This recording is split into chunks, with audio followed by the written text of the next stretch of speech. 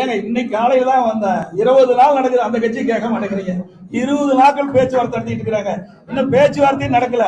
எங்கள் கூட்டணியில் காலையில் தான் வந்தாங்க, மதியம் முடிவு செய்யப்பட்டது, மாலை அறிவிக்கப்பட்டது. எவ்வளவு விரைவாக அறிவிக்கப்பட்டது. 20 நாட்கள் காங்கிரசுக்கும் திமுகவுக்கும் மாட்டு போட்டு எந்த பத்திரிகையும் ஊடகமும் விவாத மேடை வைக்கவே இல்லை.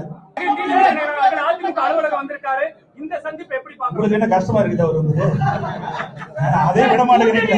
எப்படியாவது ஒரு பிரச்சனையை எழுப்பலான்னு பாக்குறீங்க. எந்த பிரச்சனையும் கூட்டணியில் இருக்க தலைவர்கள் இடம் கொடுக்க மாட்டாங்க. கேக்குறீங்களா? காங்கிரஸ் கட்சி எமர்ஜென்சி கொண்டாங்க, விசா கொண்டாந்தது, அவர்கள் இந்த கேள்வி கேட்க மாட்டேங்கிறீங்களா? விசா கொண்டாந்தாங்க, எமர்ஜென்சி கொண்டாந்தாங்க, நாங்களே ஜெயிலில் அடைக்கப்பட்டோம் என்று சொல்லிக்கிட்ட கட்சியோடு கூட்டணி வச்சிருக்காங்கல்ல. இழுபறிக்கு இடையில தானே கூட்டணி நடந்துட்டு இருக்கு. திமுகவுல கம்யூனிஸ்டுக்கு, இடது கம்யூனிஸ்டுக்கு இன்னும் கூட்டணி பேச்சுவார்த்தை முடியல, இறுதியாகல. அதே மாதிரி விடுதலை சிறுத்தை கட்சிக்கு இன்னும் கூட்டணி இறுதி செய்யல. பாவம், என்ன செய்யறது? போனதற்கு 6 சீட்டு வாங்கினாங்க, 5 சீட்டுக்கு அலையோடு அலைஞ்சிட்டு இருக்கிறாங்க. அப்படி எல்லாம் கிடையாது. நீங்க கேட்கிற கேள்வி எல்லாம் தவறானது. எங்களுக்குள்ள பேசி ஒரு இணக்கமான சூழ்நிலை ஏற்பட்டு தான் இந்த கூட்டணி அமைச்சிருக்கிறோம். நீங்க போட்டுக்கிறது வாங்க வேண்டாம்.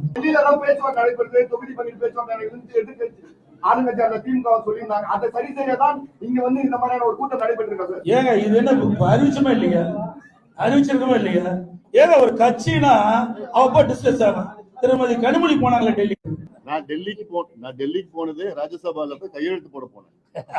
அதாவது வேண்டுமென்றே திட்டமிட்டு ஊடக நண்பர்களும் பத்திரிகை நண்பர்களும் எங்களை ஏதாவது ஒரு சிரமத்துக்கு ஆளாக்கணும்னு நினைக்கிறீங்க.